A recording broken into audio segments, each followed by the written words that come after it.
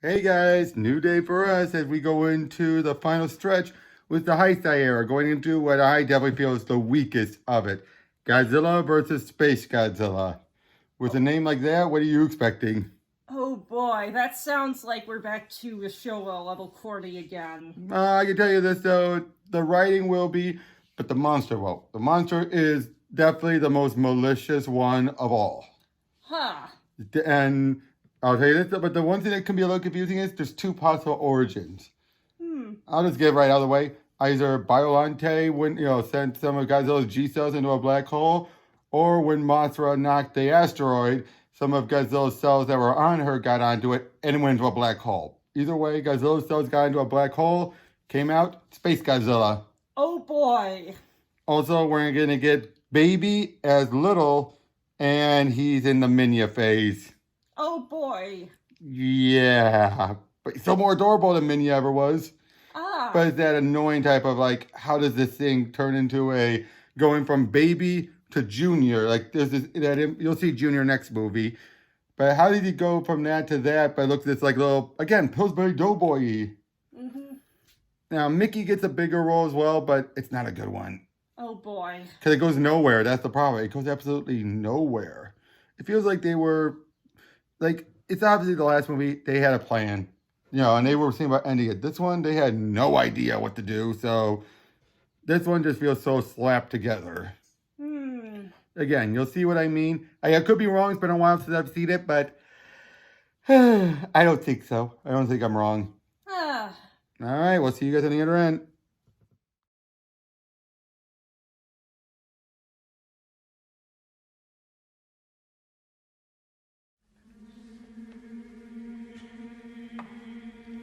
He knew the world would not be the same.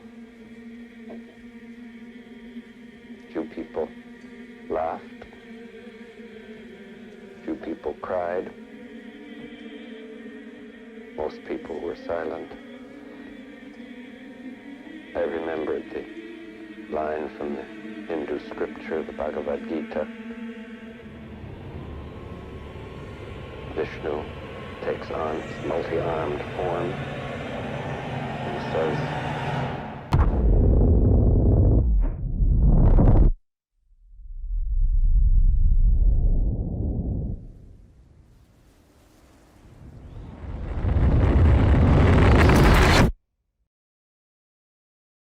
now I am become death, the destroyer of worlds.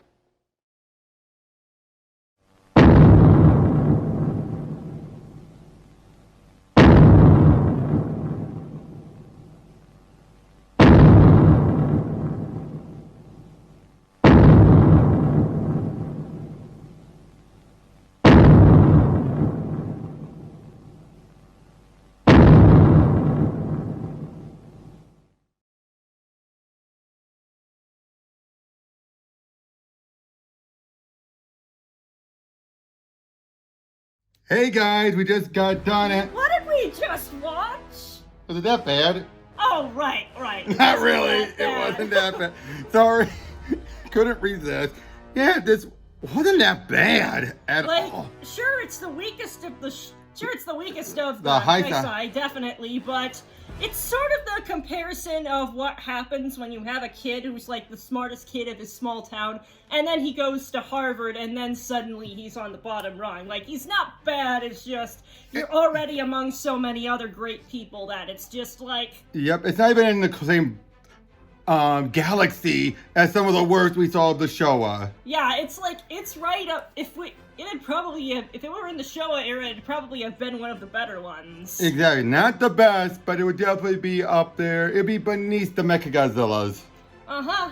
But yeah, I mean, you have a great monster. One of the most evil we've seen in any of them, even the Showa. Yeah, it's just like he's set up camp with his crystalline palace, just come from space. He wants to take over the world. Yeah, after mutating from a black hole, and they basically tell you all of that without him having to say a single word of dialogue. Like, oh, there's so much of that. Take over. He captures Baby. Yeah. Oh yeah, Baby, who looks so adorable, and yeah, and I actually grew accustomed to it. But yeah, it's like he's in his Minya phase, but better.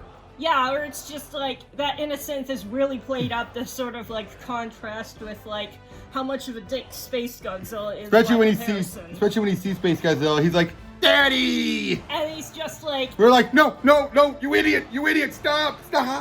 and then it's just like, and then suddenly there's Godzilla's motivation. This asshole just trapped his kid. Exactly. And boy, that whole scene, especially when Baby runs over and hugs, Daddy, like, save me, Dad, save me. Hey, it's okay. And he's defending him. He's covering him up and taking the blast. Mm-hmm. And then once he's knocked down, you're like, no!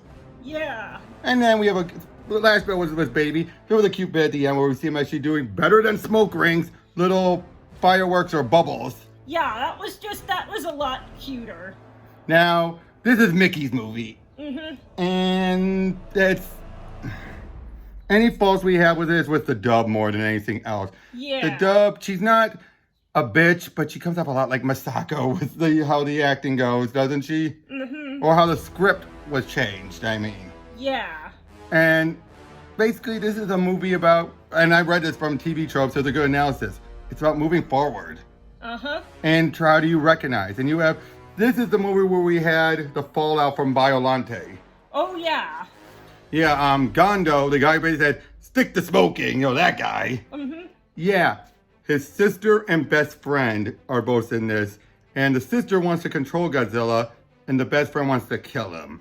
Uh-huh, and we sort of like... First we understood, but it got to the point of annoyance. Yeah, where it's just like... You have a bigger threat going on. Stop trying to... But at least he was the type of guy who was more like he relapsed. And eventually be like, shit, I gotta go back and I gotta do the right thing. Mm-hmm. Which that I didn't mind, but it got annoying, didn't it? Uh-huh. But it's so much of this... Oh, and Mogera. What about Mogera? It's no Mechagodzilla, but it's like they're doing the best with what they had. Yeah, obviously budget was slashed, I'm sure, because there's no way you could afford to do another one. Mechagodzilla on its own was a one-time deal. Yeah, you put all of your funds and resources into it. Yeah, both in and out of universe. Exactly. But yeah, back to Miki, since she was such a focus here. Mm-hmm. I get where they were going. Yeah. I get where they were going, but at the same time, because it feels like she's been so torn so many ways these days. It's ever since finding Baby, it has split her. Beforehand, she'd be all like, oh yes, I'm the psychic that's helping out. But since Baby, she now has a bond. Uh-huh. And here, it really has a bond, especially when she's told, we want to do Project T, a chance to control it all.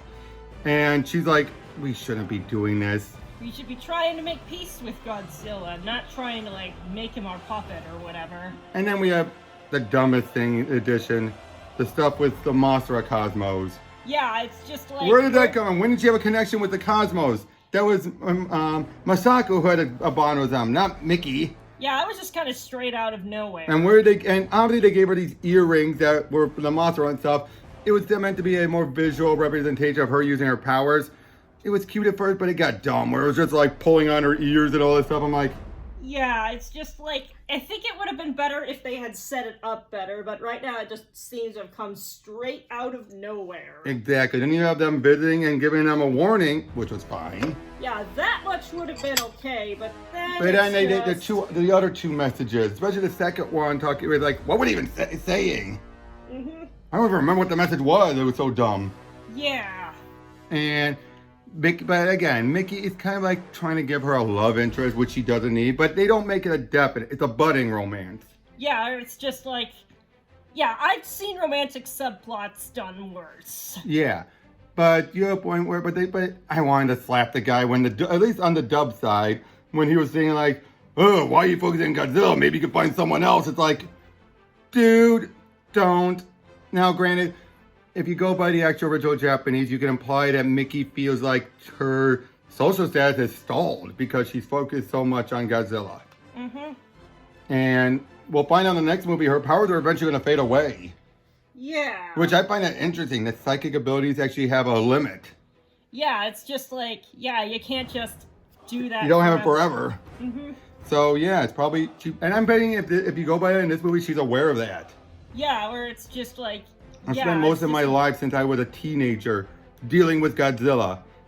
And yet I'm already now entering my years where normally I'd be having a family. Yeah, and it's just like, you're sort of feeling a little bit lonely. It's like, I mean, that's a real... But you don't want to remind her, though. You don't want a reminder of it, though. Yeah. Which is why I think happened to the guy when he made that. It was like, gee, thanks for reminding me, asshole. Mm-hmm. But I think she's relying so much on her appreciation for Godzilla that she's misdirecting it. Mm-hmm. Is that a good way of putting it? She's misdirecting it? Yeah. Like, she's more relying on her appreciation and protection of Godzilla, but she's snapping for the wrong reason. Mm-hmm. Am I getting that right, or am I? Where it's just like she's sort of like put all of her eggs in one basket with them. Exactly. You put all of her eggs in one basket, so when she's reacting for one reason, she's though using the topic of a different reason. Mm-hmm. So it's like, hey, you don't have to remind me that I have no social life, asshole. Instead, it's more like, why do you have to always want to kill him? Mm-hmm. Again, there's a lot of stuff that's implied in here, but the action was good. Oh yeah, the action was fantastic. And this is the most we actually were able to regularize what was going on with the monsters. Oh yeah, we could basically run commentary on what the monsters were implied to be saying, but not outright saying throughout the entire movie. More so than with the other ones. Exactly. I mean, especially all the stuff with Baby and Godzilla, and then when Space Godzilla attacked, that whole sequence, and you could just see that, and you just know exactly what's going on. Like, save me, Daddy! It's okay, son. I got... Daddy, no! Hey, put me down! Put me down! And all without a single line of dialogue. Oh, yeah. Just imagine if Baby went, Daddy! All I can say is, if Mini Godzilla had started talking again, I would have, like... thrown something at the screen, right? Yeah, I probably would have risked breaking my TV. Same here. No offense. But yeah, it's like, again, this wasn't bad. But I can see why this eventually leads to the final movie. In fact, it feels like it was needed, actually, when you think about it. Yeah, this was sort of like the bridge point. Because we're going to lead into the darkest movie yet, the finale. Yeah, this one was kind of something like a palate cleanser. Yeah, and... especially with how dark Mechagodzilla was. Yeah, this is sort of like the eye before the storm, or the calm before the storm. Which is a bit sad because Space Godzilla had so much potential to be an even bigger threat than he already was in a much darker movie that, well, we'll get to that when we get to our retrospective. Yeah. So we'll see you guys as we go into the grand finale. See you then.